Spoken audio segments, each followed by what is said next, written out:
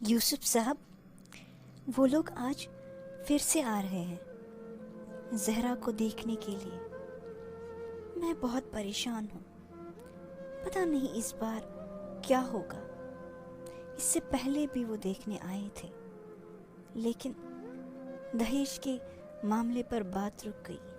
پتہ نہیں اس بار کیا ہوگا۔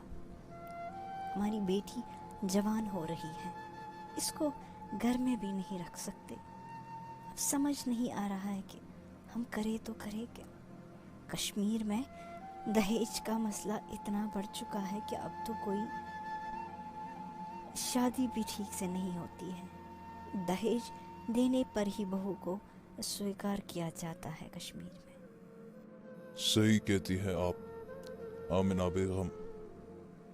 ویسے بھی میں بھی یہی سوچ رہا ہوں کہ اگر وہ اس بار آئے تو کہیں پھر سے دہیج کی بات نہ اٹھائے۔ میں اتنا کماتا بھی نہیں ہوں، ضرورت کا خرچہ نکل جاتا ہے میری کمائی سے۔ غریب کہاں سے لائے گا اتنا دہیج اور اپنی بیٹی کے شادی میں دے گا؟ یہ تو بڑا ظلم ہے، لیکن بیٹی کو گھر میں بھی نہیں رکھ سکتے۔ یہ بھی تو ایک بہت بڑی ذمہ داری ہے ایک باپ کے لیے۔ کیا کرے؟ اب دیکھتے ہیں وہ جب آئیں گے تو پھر کیا ہوتا ہے، کریں گے ان سے بات۔ بابا، میں نے آپ دونوں کی، امی اور آپ کی دونوں کی باتیں سن لی۔ میں نہیں چاہتی کہ میری وجہ سے آپ قرضے میں ڈوب جائے۔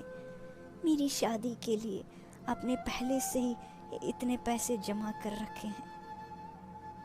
میں نہیں چاہتی کہ آپ پہ میری وجہ سے ظلم ہو۔